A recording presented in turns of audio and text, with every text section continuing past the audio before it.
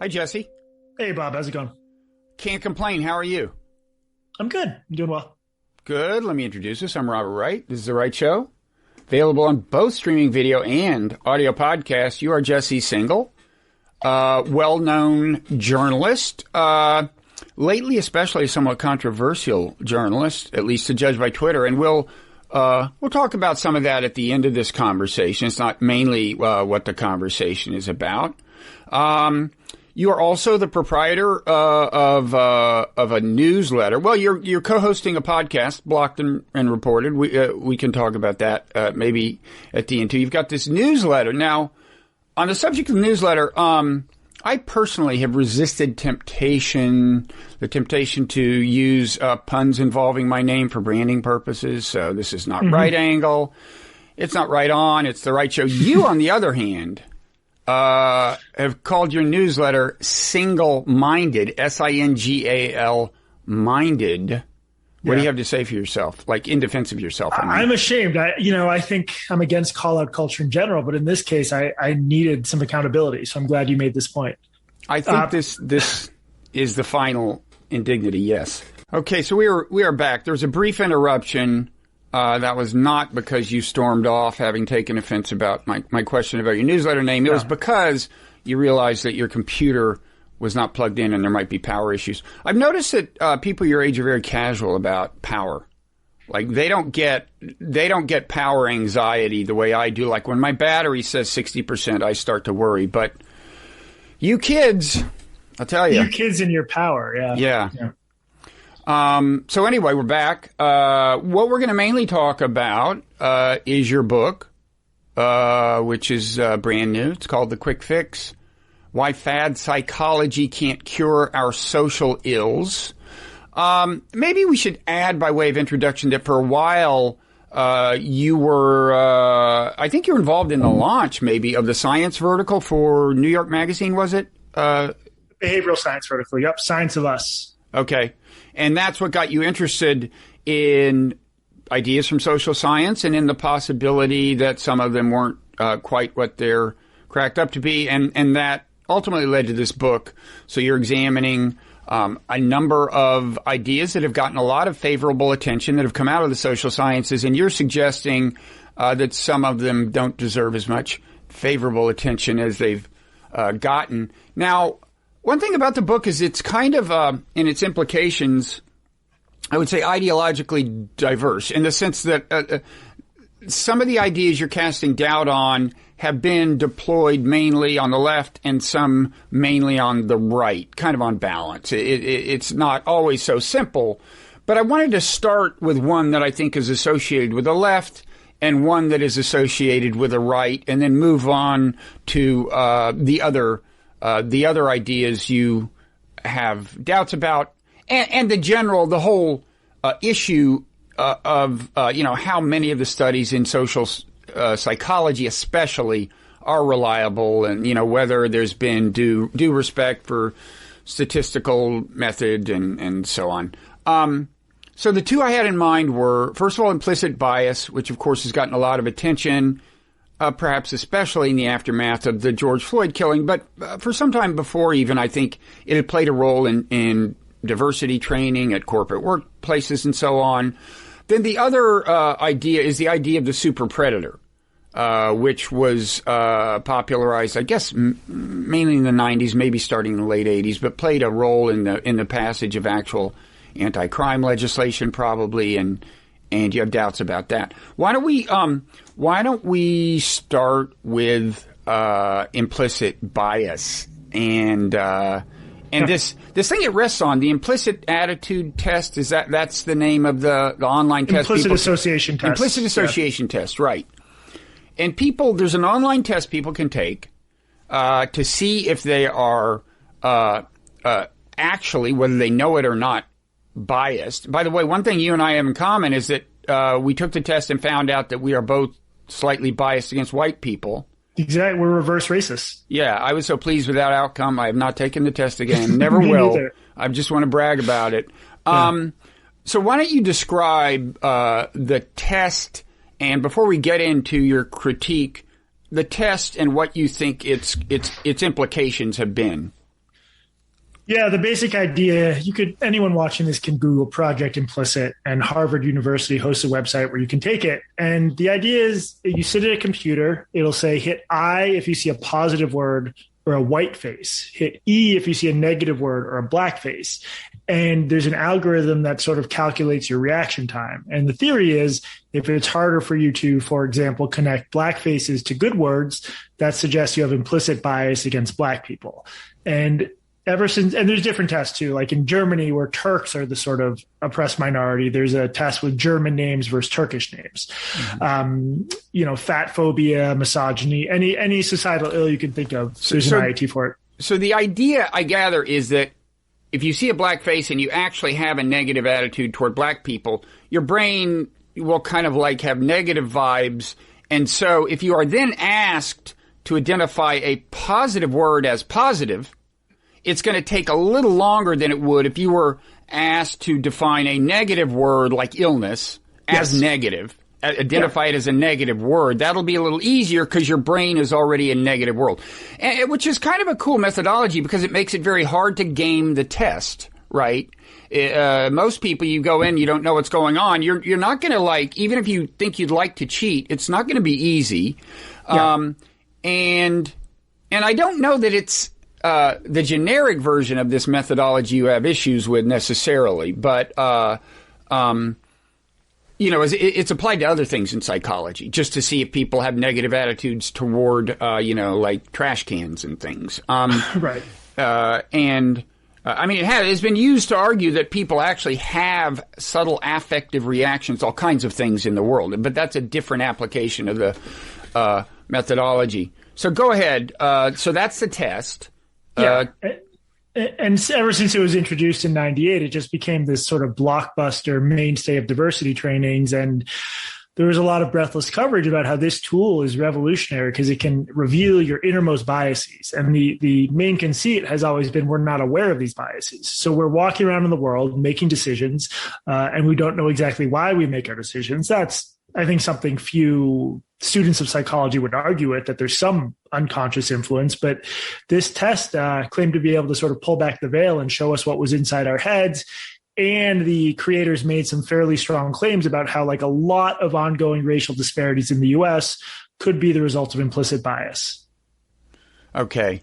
And then how is it used? I mean, in a way, it's surprising that it's used at all, because you'd think that if it's implicit bias, there's not that much you can do about it, right? If it's there, buried that deeply. But it has come to play, I gather, a role in diversity training and stuff.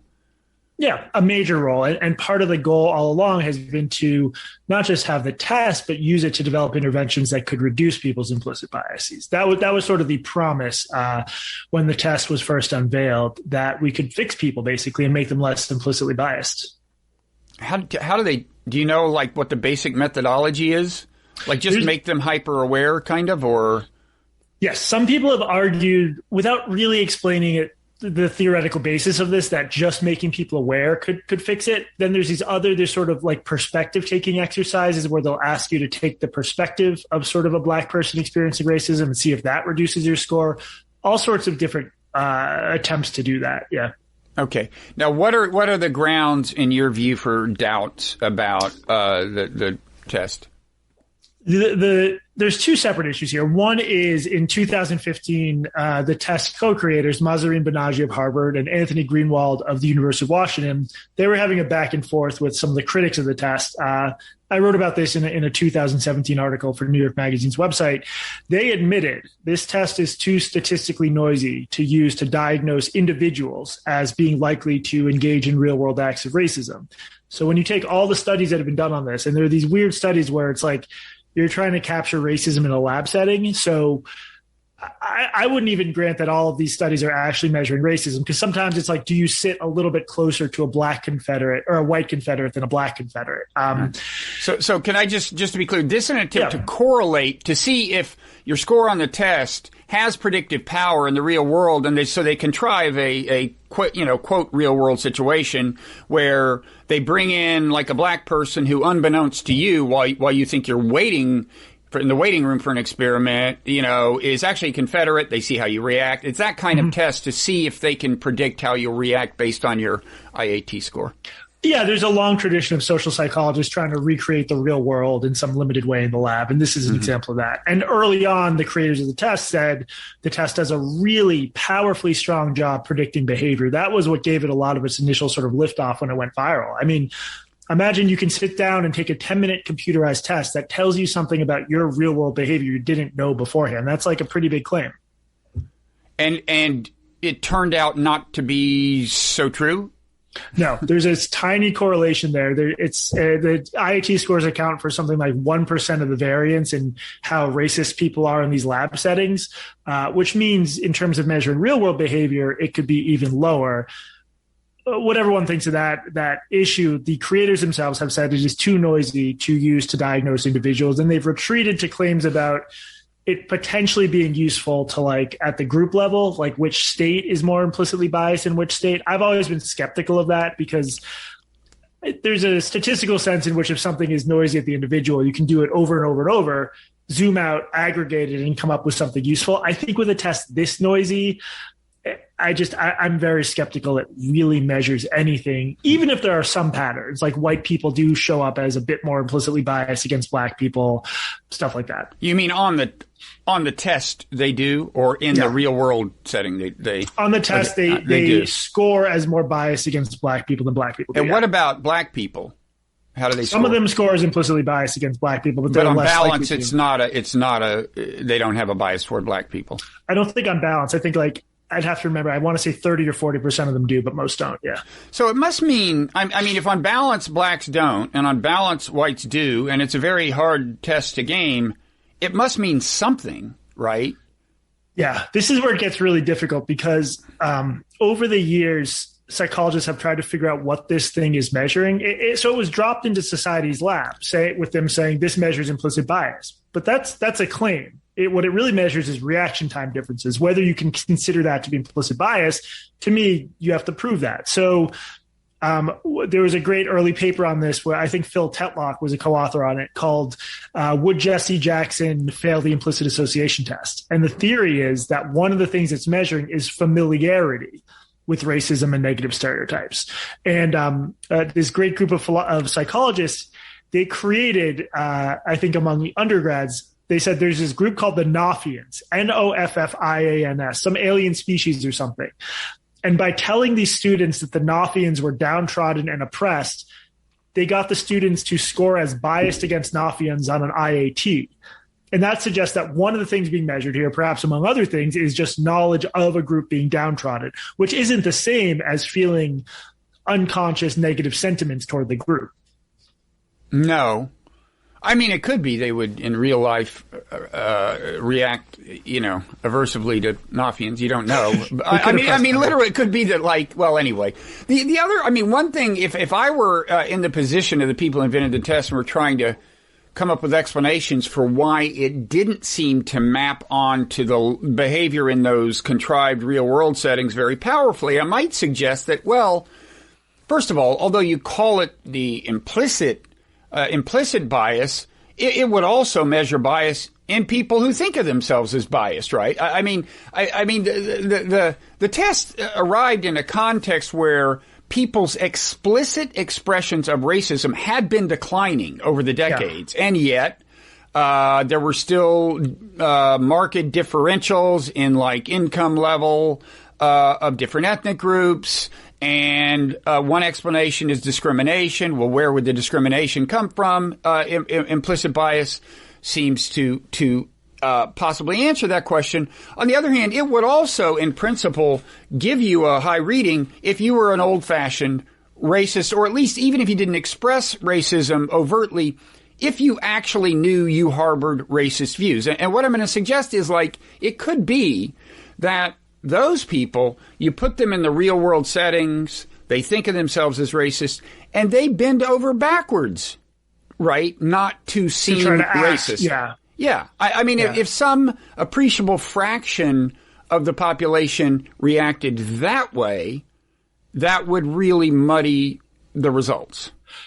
what I argue in my book is that that storyline you just laid out, where there's still racial disparities despite explicit bias being on the decline, I don't think you even need implicit bias to explain that. I think the IAT is sort of like solving a mystery that we don't actually have, because you look at the way society is structured. White people, I think, have 10 times the family wealth as black people. That tells you right there that there's going to be a gap that is going to stick around for a while unless you actively try to close it. And like the example I often use is I'm from Boston, and Boston was clearly, in the 20th century, a lot of racist policies went into building Boston and its school system. And it can be the case that in 2021, there's not a lot of present, ongoing, in the moment discrimination, but the systems that were set up back then are still running. So one of my critiques of the test is it sort of, to me, puts too much of a focus on the idea that to explain what's going on, you need there to be ongoing, in the moment discrimination, when I think structural forces can account for a lot of that. Yeah, and that reminds me of a sense in which, although I identified implicit bias as an idea that's deployed on the left, which it mainly is, in an odd way, it can work against certain policies that you would think belong on the left. I mean, in the wake of the George Floyd thing, I didn't hear anybody on the left saying, why don't we invest a lot more money into inner city schools, for example, which is a policy on the left, because partly because of the I don't know, partly because that's a policy that, strictly speaking, is about income level more than race per se, maybe. But you know what I mean, right? No, that's exactly what worries me, is that a lot of the reaction to George Floyd has been, in the book, I talk about some other examples of this, of sort of diversity training mainstays that don't seem to really be tethered to real world outcomes that much. That seem to be much more about this, like, it's almost a spiritual quest for white people to understand their own racism and grapple with it. That to me gets like a little bit narcissistic pretty quickly, and often doesn't lead directly to any sort of real progress. Yeah. Okay. And then I guess the other thing maybe is, well, you talked about how noisy the stuff is, and one way of saying that, the data is one way of saying that is that how you score on the test one day is not a very strong predictor of how you score on it a week later, which is why I don't want to take it again. I'm even a few hours later. Yes, once you get your good score, it's like a comedian leaving the stage after his best joke. I agree. Yeah. Okay. You can imagine. You can imagine lots of ways. There are lots of questions I'd still have about this, but it does seem to be the case that it's not nearly the predictor, at least in ways we can measure, that some people thought it was. So anything else to say about that before we move on to super predators? No, just that I don't want people to think that I'm saying implicit bias doesn't exist or couldn't affect some outcomes. I'm sure it does in some cases. I just think, the importance of implicit bias has arguably been overstated, and the accuracy of this test has absolutely been overstated. So, I mean, some kind of, the idea that white people have, on balance, on average, some kind of negative association with the presentation of a black face does seem to me the most plausible explanation of the fact that white people on balance score, have an anti-black score, and black people on balance, we'll leave that aside. It just seems like you need some kind of explanation. There must be something going on. Well, it's a combination of, some of it could be implicit bias. Some of it could be what we mentioned about familiarity with negative stereotypes. The test was also designed pretty poorly, so there were all sorts of confounds, including cognitive processing speed. So if you had a lower cognitive processing speed on the first version of the test, if you were older or, lower IQ, frankly, that scored you as more racist just from having lower speed. So there were just some issues with its design that I think led some people to being diagnosed, basically. Okay. So super predators, this was a big term. I remember in the 90s. I mean, one reason to associate it with the right is that it comes from a guy named John DiIulio. I don't know that I would necessarily identify him as being on the right, but he is a protege of James Q. Wilson, commonly identified as a neoconservative who's no longer alive. This is from back in the days before neoconservative applied much at all to foreign policy. Right. James Q. Wilson was all about domestic policy, crime, prisons. Broken windows, most notably. Explain just briefly what his broken windows, this is Wilson, not DiIulio, what that theory was. Yeah, broken Wilson. Broken windows is just this criminological theory that you should really aggressively enforce low-level offenses. I think particularly in high-crime areas, you should prosecute people for breaking windows, for loitering, for jaywalking. Just the theory that could have good effects on the neighborhood and crime. And we now look back on this pretty negatively because there's strong evidence it was sort of disproportionately applied to lower income and particularly Black people, most notably in New York City where I am now. So it just sort of has a bad rep at this point. Okay, so let's move on to super predators. This is largely DiIulio's work, although Wilson endorsed it. Yeah. So John DiIulio was like a young, I think he was only about 30 and already a tenured professor at Princeton. He came up with the idea, basically, so by the mid-90s, there had been this terrifying surge in youth crime, part of a general rise in violent crime everywhere, high-profile, horrific events where 12-year-olds were shooting one another over seemingly nothing. He came up with the idea of the superpredator, and that's a young person who grew up in a condition of what he called moral poverty, without the right role models, without the right environmental influences. So in his view, these kids are... he wouldn't put it like this, but he presented them as not quite human, as being incapable of engaging in sort of having engaged moral faculties, of not understanding the future, of not having any ability to sort of resist in the moment temptations. And in his telling, they're just killing people left and right. And he also, most importantly, he said this was only going to get worse because demographically there were going to be more and more young men in this age bracket, and a certain percentage of them were going to become super predators. So by the year 2000, especially in major cities, everything was just going to be a bloodbath. So the idea was, he wasn't saying all males in this age bracket were problem, but there was something about males born in a particular cultural milieu or something that was going to do this. Why was he so sure the problem would persist? He basically thought that conditions in these cities, among the underclass, as we would call them, were so bad that they were forging these really dangerous young men. And if X percent of kids between 12 and 16 are going to become super predators, and the baby boomers are all still having a lot of kids and are going to have an increasing number of kids who reach adolescence, you do the math, there's going to be more and more of these super predators running around. And it was, there's a kernel of truth here in that there's an association between being raised in sort of chaotic circumstances or poverty and committing crimes. But he took that several steps further by positing these kids as sort of like amoral killing machines. Right. And what, now I guess I never asked myself, what is the actual data he's drawing on? I think I always assumed that one thing he meant, and maybe he didn't mean this at all, is that if you look at the who is responsible for the crimes, that a very small number of people are actually responsible for a very large number of crimes, like in a given neighborhood or something. Yeah. Is that one thing he meant? It was just a quantitative thing, like relatively speaking, it's a small number of really bad people? I don't. So my sense from reading his stuff was that he didn't actually emphasize that, which is an important point criminologically. That like, especially in bad neighborhoods, it's like a few gang members doing most of the damage.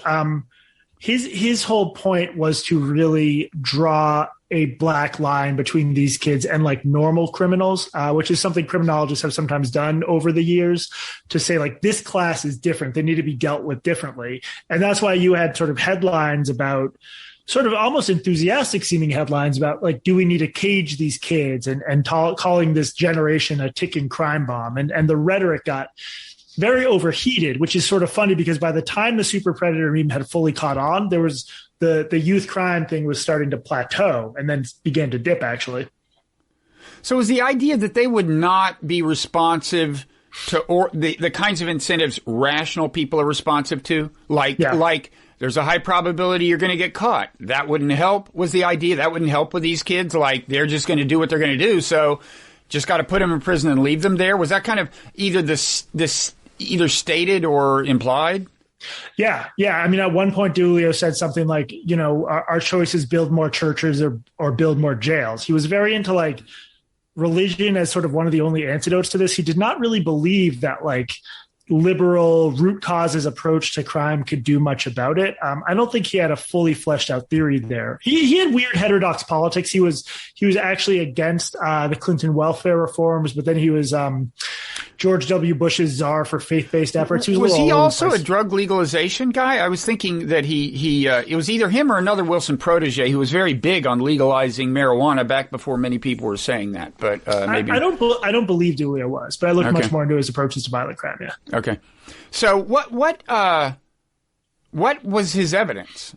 What was his evidence? I mean, it was, what's so interesting is like, this is a guy who was capable of very high level peer reviewed academic work, but the superpredator meme was mostly written for lay audiences. And there was no evidence. He was basically just anecdotally said, these crimes seem really bad. It seems like these kids have no morals, which is, you know, if you understand the way humans work and the way adolescents work, it shouldn't surprise us that some teenagers in bad circumstances do horrible things. I mean, we understand pretty intuitively when it comes to child soldiers in Africa that a 13-year-old who commits an atrocity isn't necessarily incapable of sort of normal internal moral life. But in part because he was able to piggyback on all these fears that sort of, you know, what conservatives would call black on black crime would spread and would sort of inflict damage on the suburbs. I don't know. People just spread the idea without really thinking it through. And there, as I explained in the book in a way that's sort of a little too nitty gritty probably to go into here,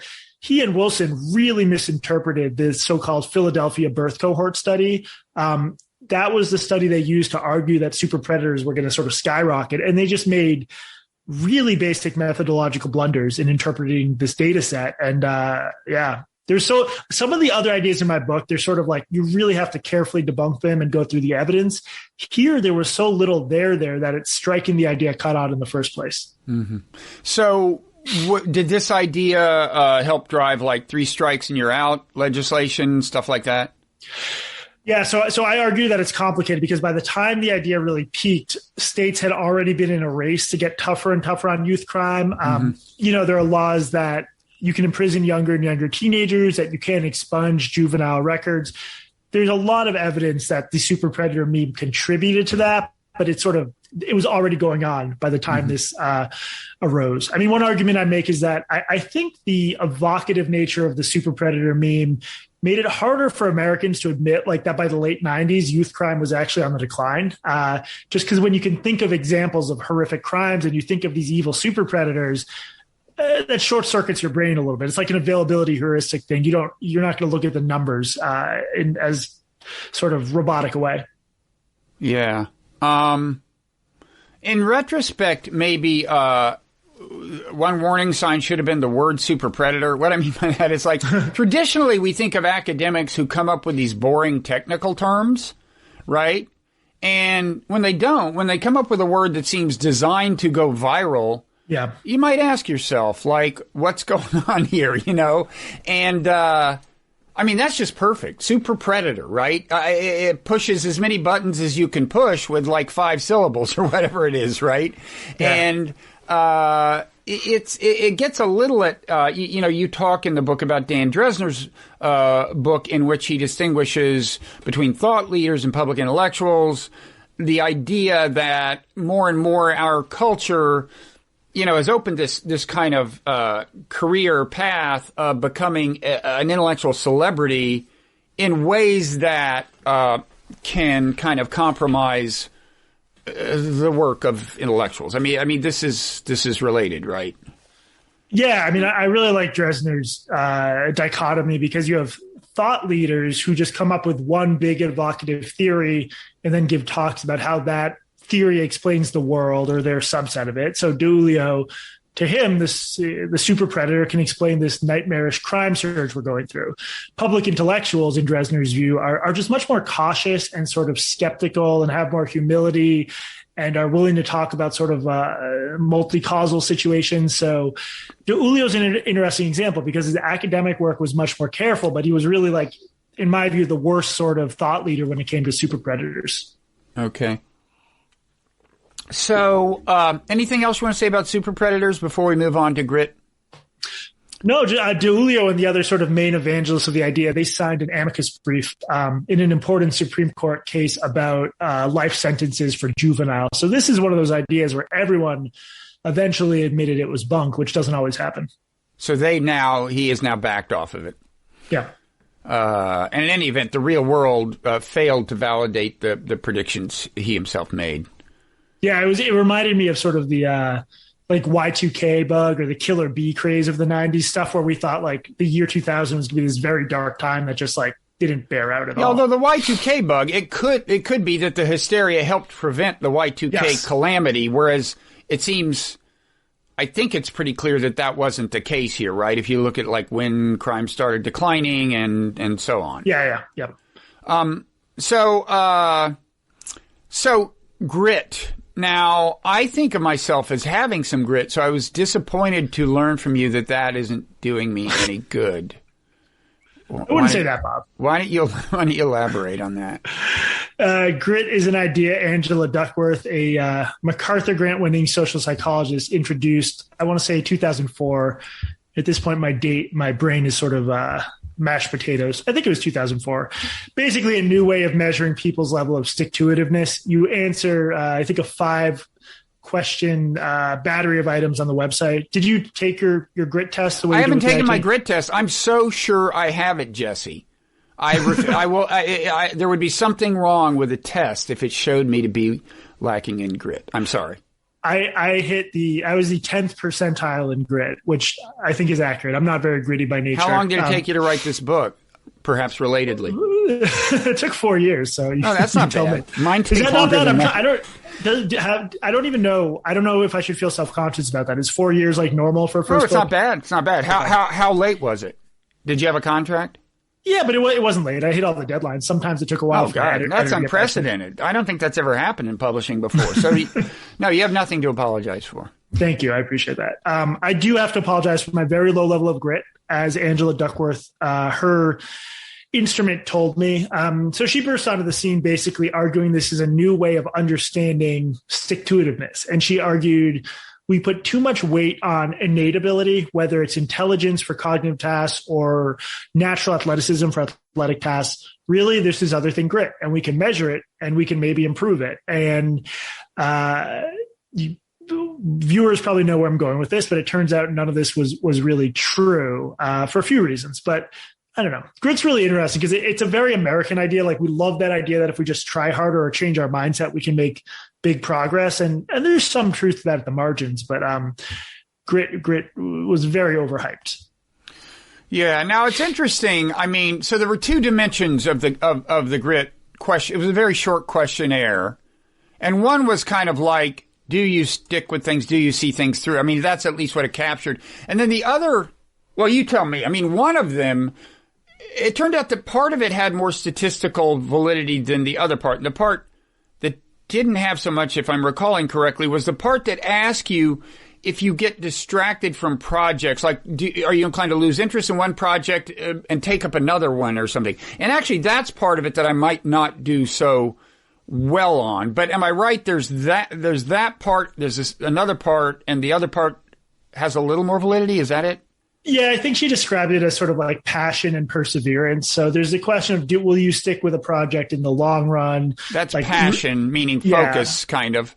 Yeah. And then perseverance, I think, is more just like, can you stick with tasks you're not inherently interested in, like studying for a math test or whatever. And there's sort of different things because like, this came through reading her book, and Daniel Engber, who's great on this stuff, made this point that like, if you're a journalist, for example, it's not necessarily good to keep working on a story that's clearly not going anywhere, where you're not going to be able to get anything, reporting wise. And there's something to be said for flitting around from thing to thing, mm-hmm. which gets punished on the grit scale. Startup people would say the same thing. They'll spend a few months working 100 hours a week, and then they'll realize it's not working, or we're going to sell this and move on to something else. Like, I think society needs people who lack in grit in that sense, at least. Mm-hmm. So it turned out that it had predictive power only a limited amount, and only in kind of narrow context, like predicting which West Point enrollees would wash out during the first 6 weeks of kind of hell month or whatever they call it. And And you explain why that's not as significant as it may sound, but it had some power in that context, didn't have power in a lot of contexts. One thing I found interesting is that to a large extent, to the extent that it had power, it seemed to be kind of just replicating a power that we already knew about, that was embedded in this variable known as conscientiousness. That's one of the so-called Big Five personality traits.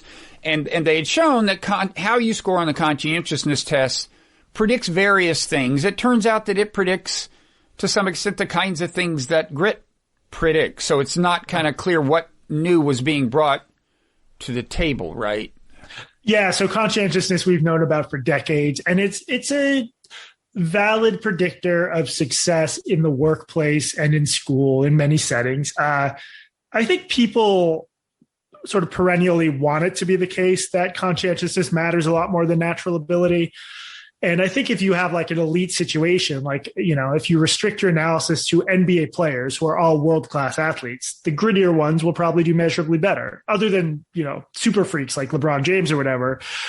In day-to-day life for the rest of us, I think most of the evidence suggests that intelligence, as measured by things like IQ, it does matter much more than grit in most situations. That doesn't mean there's no role for grit. It doesn't mean hard work doesn't matter. But I think part of the problem with Angela Duckworth's approach is she has sort of, at one point she said that grit beats the pants off of measures like intelligence and other traditional measures. And it doesn't, except in a few very restricted settings. Now, just to be clear, LeBron James does have grit, right? I mean, he probably does. Oh, my God, yeah. Yes, yeah. He has both. Yeah. I meant him as I'm saying there's a subset of people. He has so much talent that... Yes. Yeah, right. He's sort of like the upper right part of the four quadrants in terms of hard work and ability. But my point is, like, even if LeBron James didn't have an insane work ethic, he would be in the NBA no matter what, just by dint of the incredible body he has. And the same thing with geniuses who can breeze through college without putting any effort into it.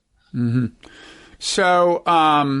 and then there is the question with both grit and conscientiousness, okay, to the extent that they predict success, can you cultivate them? And that's another area where it's far from clear that we can instill grit. No, the best research, Brent Roberts is sort of the guru of the best expert on personality measurement. And he pointed me to a study where, you know, if you take someone and you ask them which Big Five characteristic they'd like to improve, and then you give them, like, I think 6 weeks of individualized one-on-one coaching, there's some wiggle room to improve your conscientiousness. And maybe I should do that so I could at least get to like the median. That's a lot of effort. And there's a bias, selection issue there where you're selecting people who agree they want to improve their conscientiousness. Like, in terms of the interventions you'd roll out to a classroom, that doesn't really help you that much. So Duckworth has always been honest about this, but there's no real validated, scalable, grit enhancing interventions. Yeah. She never made great claims about our ability to inculcate grit. Yeah. I'm sure it's happened that there have been individual people who read about her idea or read her book, and that was the thing that pushed them to shift into a higher gear. I mean, I'm sure it can happen.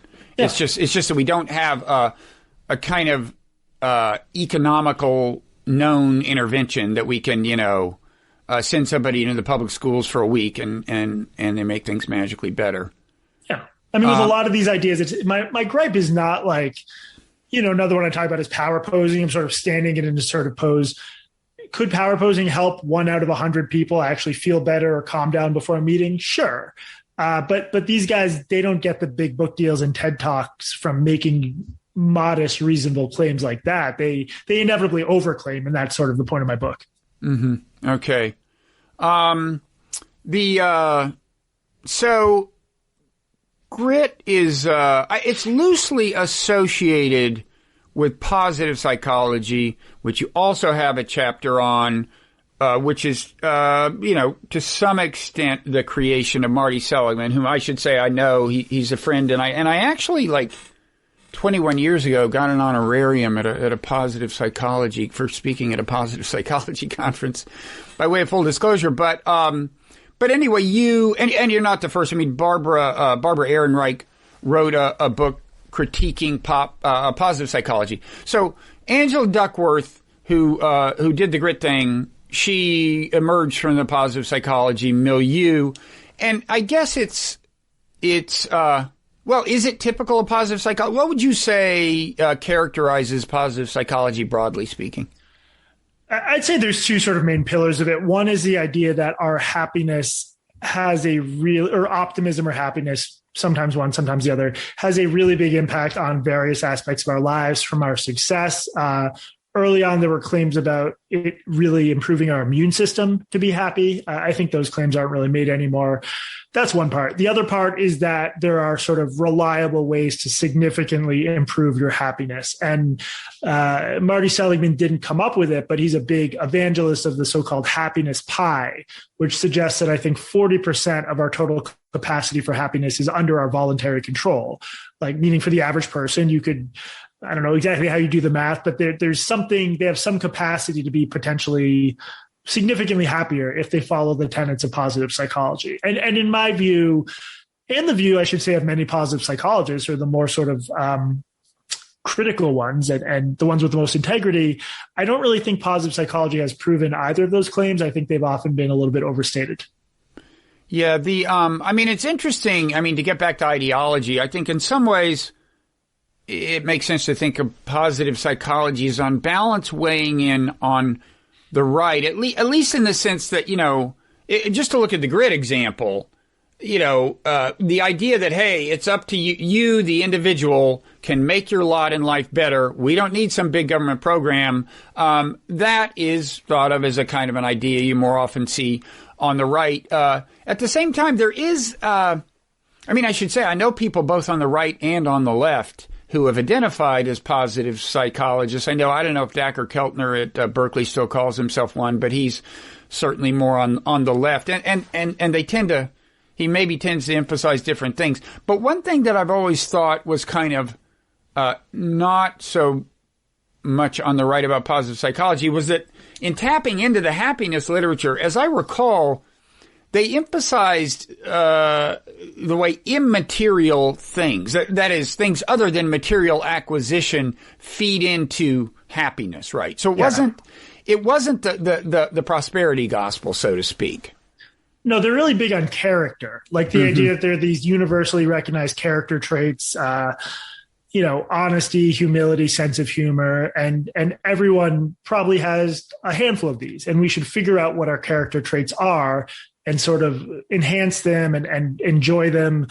That, to me, I could see that being a conservative idea or a liberal idea, but they're definitely not, like you said, there's no sort of prosperity gospel stuff here. There's elements of it that come across as almost like, hippie-ish retreat in the 60s, but Seligman himself is very bootstrapped, very skeptical of like, society is victimizing you. He really has a strong sort of whiff of get over it to him. Yeah, there's a buck up aspect that is well embodied in the idea of grit, I guess.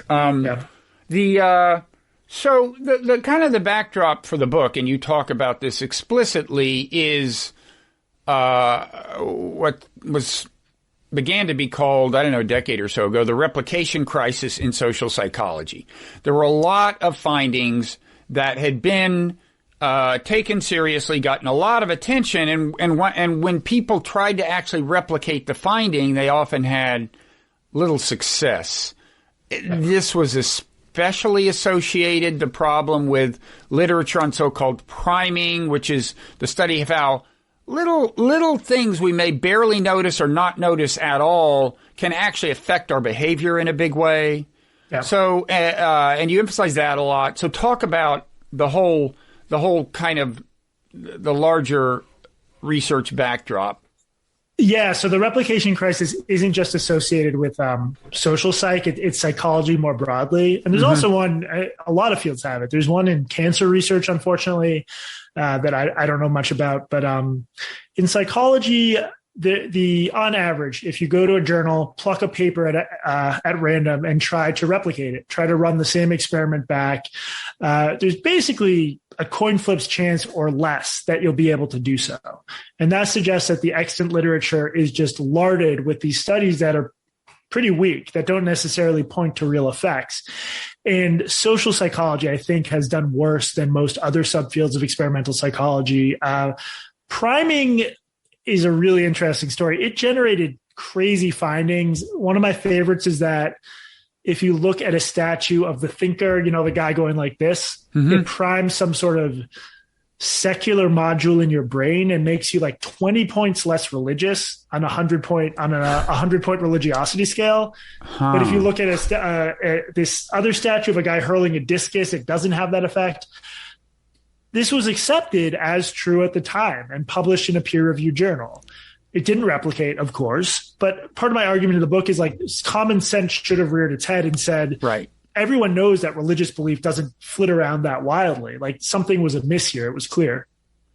Right. Like, that's always been my take on the priming stuff, is that some of it just shouldn't have passed the smell test. It's like the ones, I don't know if this is exactly it, but it's like, if somebody hands you a cold beverage on your way to some meeting, you will treat the person more coldly, whereas if they hand you a hot beverage, it's things like that, right? And it's like, why would that be? Why would evolution? I mean, as it happens, our language has come to use the cold as a kind of a metaphor for the way you treat people socially. The idea of temperature has that kind of connection, but like, why would natural selection design a brain to like tap into that kind of thing? It just doesn't make sense. There's a real lack of theory behind a lot of these cute lab effects, especially in social priming. And I think there's a really big and useful divide between those and, like you're saying, evo-psych. I know evolutionary psychology is controversial in some circles, but it at least gives you a framework where you can understand, for example, like a lot of in-group, out-group dynamics are explainable versus evolutionary psychology.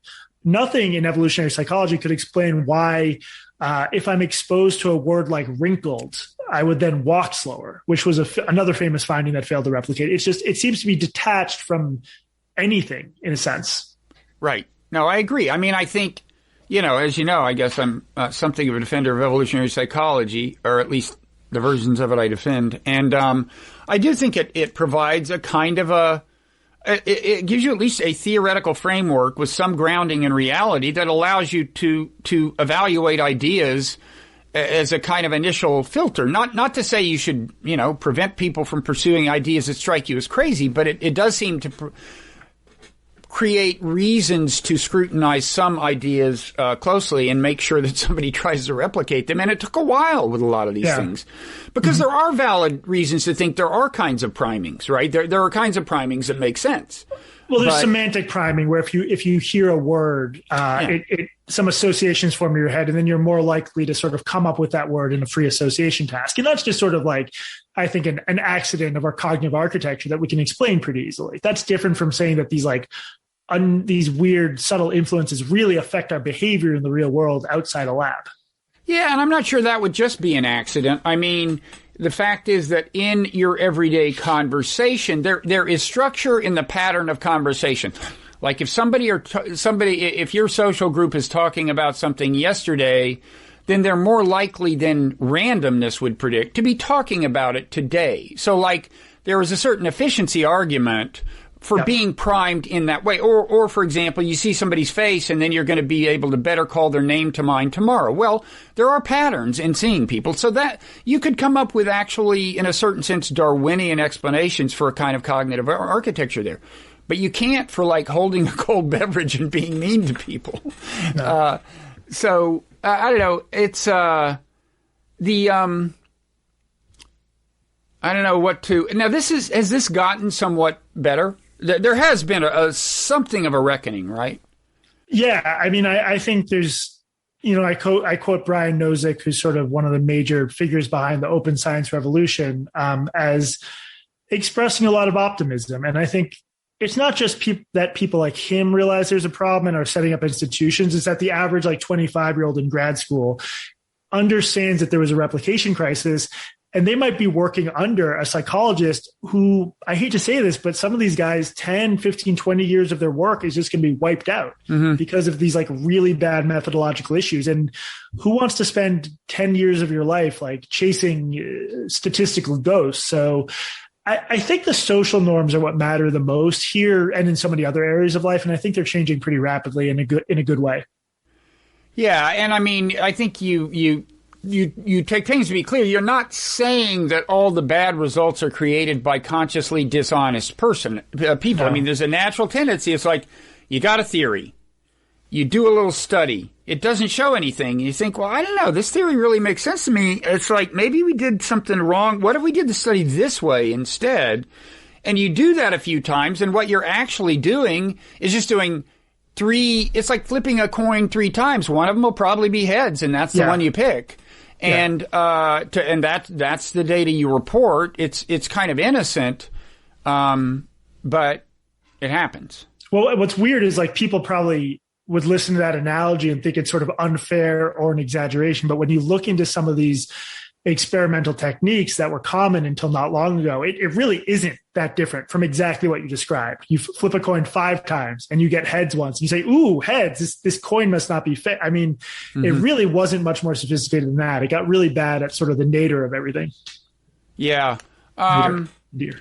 I would say, I mean, one thing that I wondered while reading your book is, one kind of evaluation that is used to discredit some of these ideas, or at least cast doubt on them, is the so-called meta-analysis. And that's where you look at all the studies that there are that test an idea and in a certain sense kind of average out their results. I mean, weighting them for their relative degrees of kind of statistical weight and so on. But you kind of look at the big picture. And one thing that I did wonder about is like, well, let me give you some backdrop for this. So I wrote a book on Buddhism called, modestly, Why Buddhism is True. Buddhism is true. Yeah. I did not cite a single study showing that meditation works. I mean, I did say there's a lot of studies out there that seem to show this just in passing, but that's not what this book is about. And the reason I didn't is for 2 reasons. One is I had not personally had time to examine any of the studies closely. I know there's a lot of people doing the studies who want meditation to be validated, but also it seemed to me the effects you're hoping for with meditation can be very subtle. Yeah. And I would sometimes see studies and I'd go like, well, that outcome I wouldn't even predict. I mean, that's a pretty blunt instrument if you're hoping for that to happen. And what I'm getting at is I would imagine that if you do a meta-analysis of like meditation studies or of various other kinds of studies, you're going to be including some studies that themselves have kind of bad experimental design. Like they just would not capture the kinds of effects it's realistic to hope for. And if that's the case, it could be that your meta-analysis is including a lot of studies that show no effect, but in a certain sense aren't that great, right? I mean, they just weren't built the right way, you mean? Yeah, and so in a certain sense, I mean, a meta-analysis could in some cases be an unfair kind of test to subject a study, because it could include a lot of things with bad experimental design that you wouldn't expect to find an effect, if that makes sense. Well, it doesn't, because bad experimental design is often just as likely to inflate an effect. Well, right. It depends on and that could vary by subject, right? Yeah. It could, well, I'm trying to think. It's an interesting epistemological question. Is bad experimental design as likely to inflate the effect as deflate it? But we will save that for another day. Anyway, this occurred to me. So I don't know. It sounds like, now we should say at least in passing, you also look at, self-esteem, which, again, it's like, how good are the statistical correlations to begin with? Yeah. What's the direction of causality? Yeah. And how easy is it to enduringly change? I mean, kind of all these questions haunt the notion of self-esteem is sort of similar to grit on a lot of those fronts. Yeah. Yeah. So, now is there anything else you want to say about the broader context of this? I mean, I think you talk a little about, first of all, look, obviously one thing that's going on is, as we suggested in talking about thought leaders, is like academics like publicity. And it seems like they like it more and more. If you read The Double Helix, the book about the discovery of DNA in 1953, it was like a year or something until after they published their results, until like the world kind of like grasped what was going on. It was like, I doubt their institution even issued a press release, right? I mean, they may have, but now you're in a world where academics get instant feedback if something catches on. So there's like that incentive. Journalists are more than ever incentivized to get clicks for the stories they write. So they're looking for sexy stories.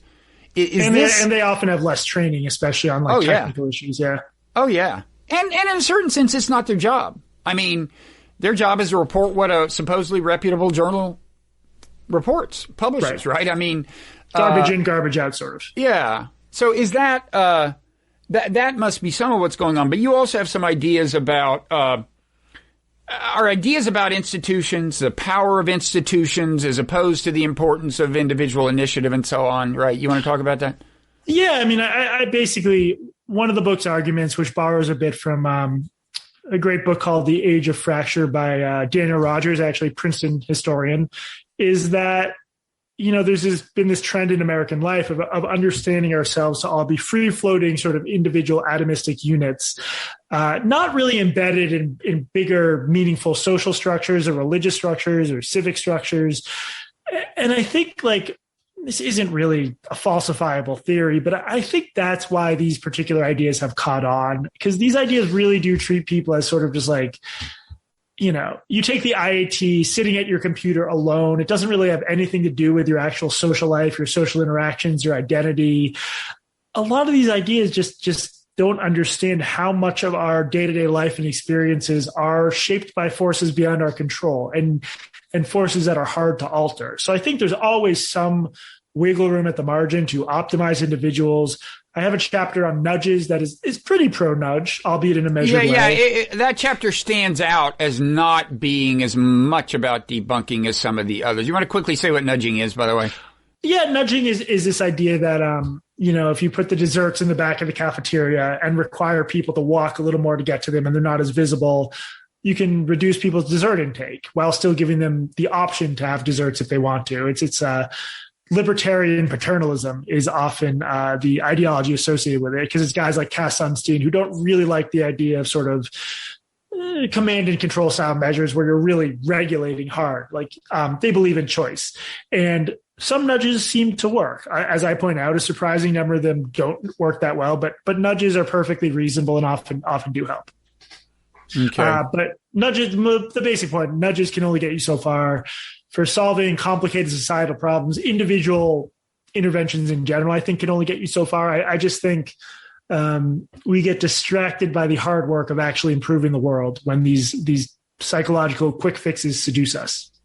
Improving the world via, like, institutions of all kinds. You mean educational institutions, healthcare systems, and what kinds of institutions? Yeah, well, so I opt for this sort of.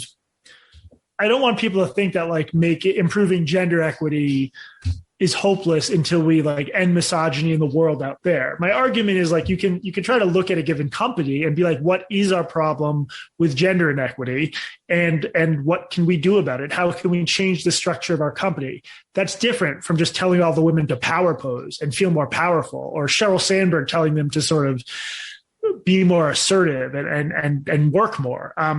These interventions have to be a little bit more specific, but they don't have to be as grandiose as fixing society. Most institutions are broken in ways that we can comprehend and address.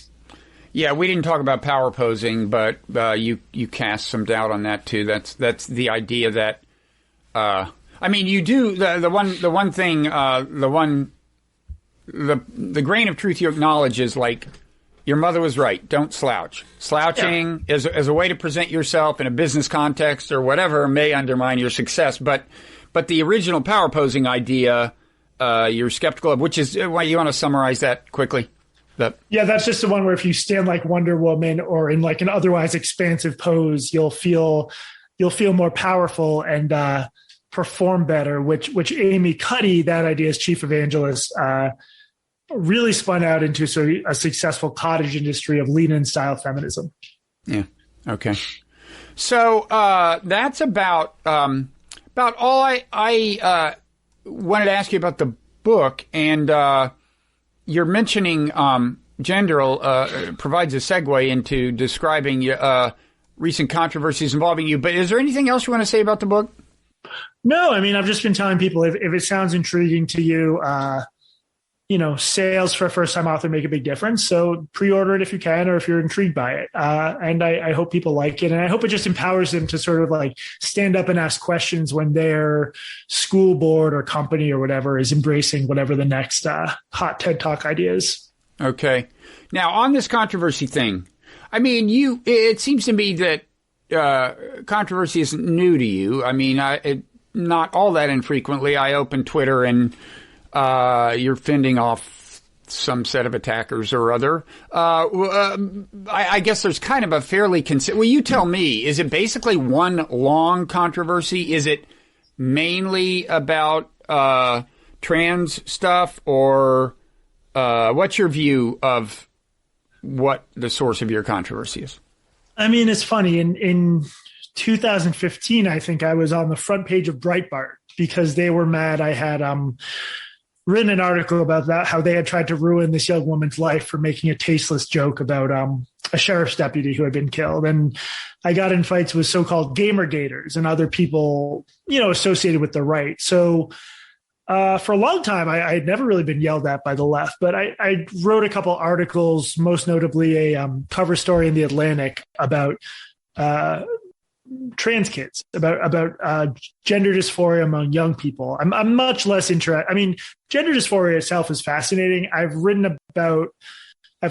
written as much about like adults with dysphoria. I don't think that's as interesting because a lot of the sort of questions I dive into don't matter quite as much. But when you have kids as young as 9 or 10 who might go on puberty blockers to prevent their natal puberty from kicking in, or kids who are 11 or 12 considering hormones, more realistically starting them at 13 or 14.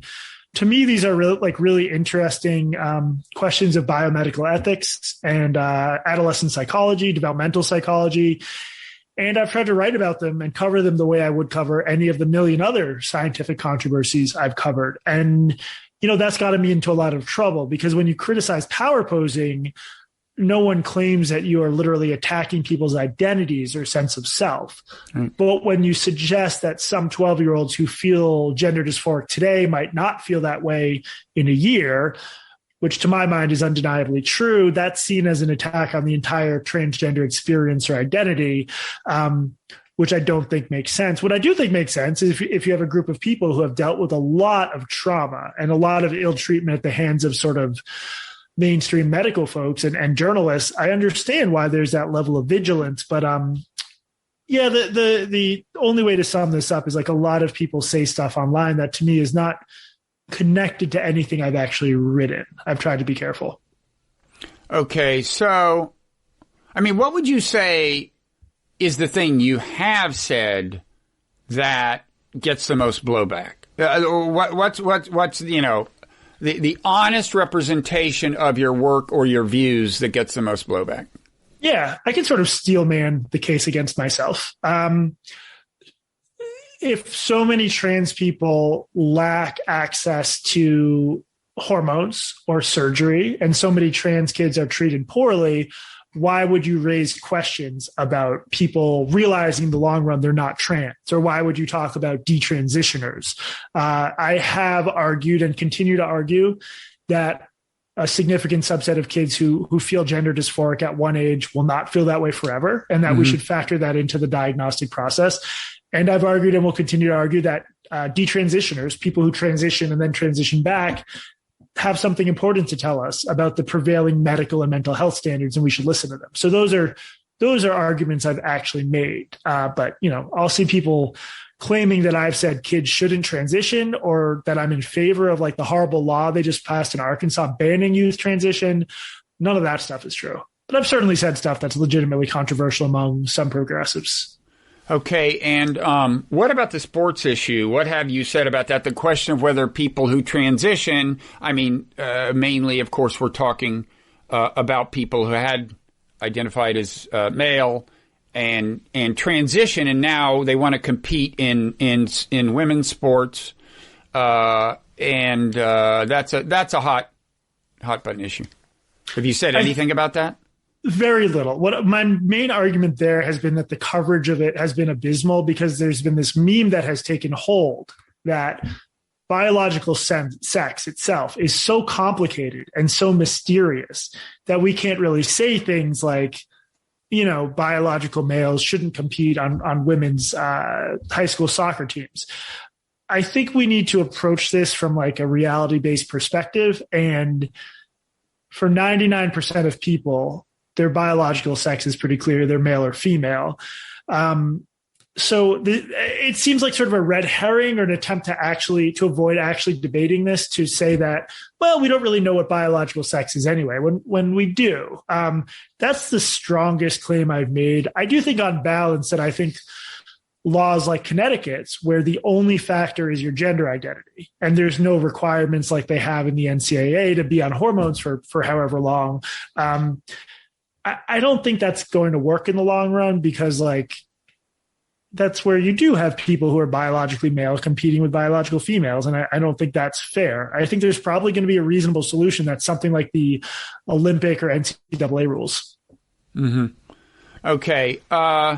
So I guess the last thing on this, and particularly because you mentioned Gamergate, I just noticed, it was like yesterday, that, well, I've heard you say that there are like, well, to call them whisper campaigns would not be right, because they're not whispering, but there are these allegations, in this context, in the context of this controversy, that you stalk trans people and so on, and these are, and they never kind of bring the receipts, so to speak. So there's that.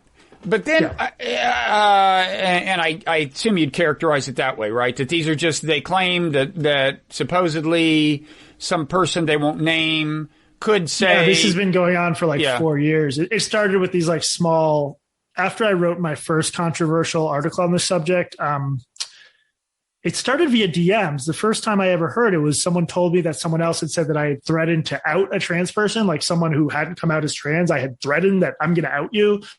That never happened. It evolved to so-called sock puppet accounts, so like little Twitter accounts with no followers, saying that I had harassed someone via DMs or sent photos of my penis, any horrible behavior imaginable. And for a while I could ignore it, but then mainstream journalists started repeating this stuff without there ever being any evidence. So it's been a really disheartening and bizarre experience, and very different from the possibility that I've written stuff that's wrong or ill-considered, which I'm happy to talk about all day, but it's been weird. John K. in Quillette, which I know Quillette is to some a controversial outlet, but he wrote a long piece about how this has gone on for years that sort of sums up all the so-called charges. But it's been really disheartening watching that take hold. Yeah, so as I said, Gamergate made me think of this. The reason is the most recent instance of something like this involves Brianna Wu, whom I had come to know from a podcast she is on sometimes, The Week in Tech, this kind of venerable tech podcast. She shows up on. She was a victim of Gamergate, as I recall. Yeah. And I was surprised, she tweeted that you had done something or other and said she had the receipts but wasn't going to show them.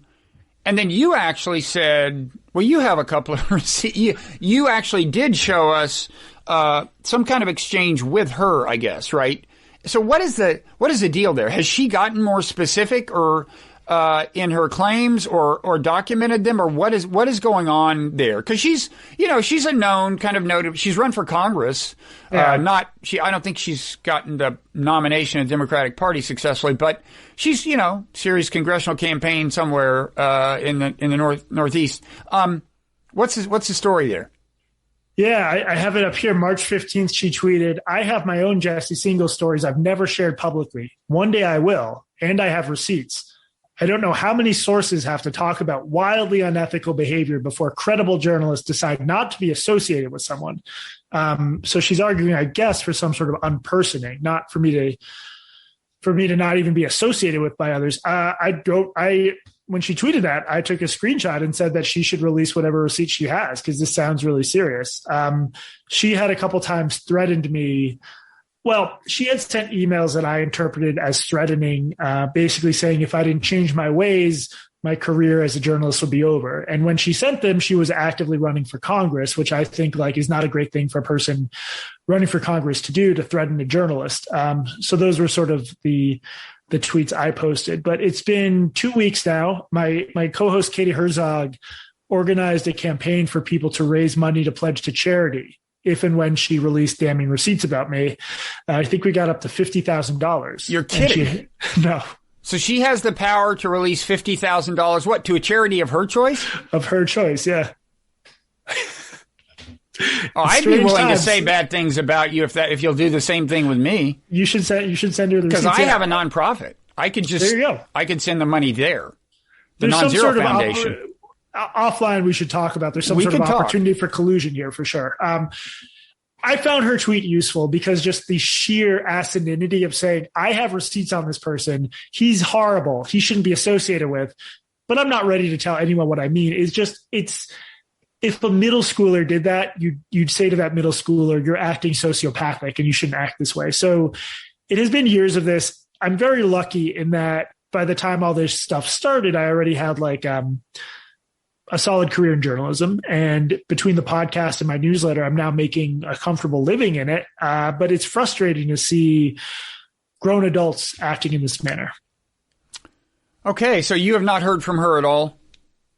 No.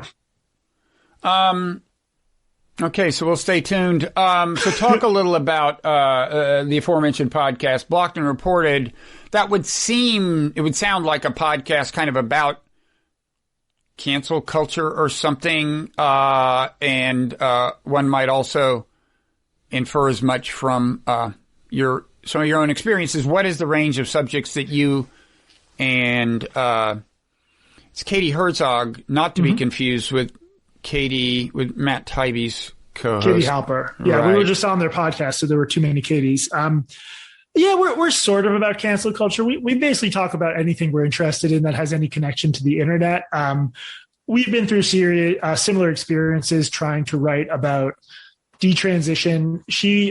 Katie is a lesbian. She's from Seattle, which is sort of a city with a bit of a radical bent. So she was really unpersoned by some of her own friends in a way I never was, because my friends have always just been like normie Obama liberals. But yeah, that brought us together originally. And then, people responded when we started a podcast a little more than a year ago, and it's gone better than I could have possibly hoped. And I'm really grateful for that. I still don't understand exactly why people listen to us. I think they just like our rapport. But it's been, it felt a little bit like I won the lottery. It's gone really well. Okay. Well, anything else you want to plug? What's your Twitter handle? At Jesse Singal. I'm trying to stay off there, but I've been failing. You're doing a bad job, I got to say. I know. I will let you know. If Brianna Wu releases the receipts, I will retweet them immediately, so you can keep an eye for that. Okay. So you're at Jesse. I am at Robert Wright, by the way. And my newsletter to plug is the Nonzero newsletter.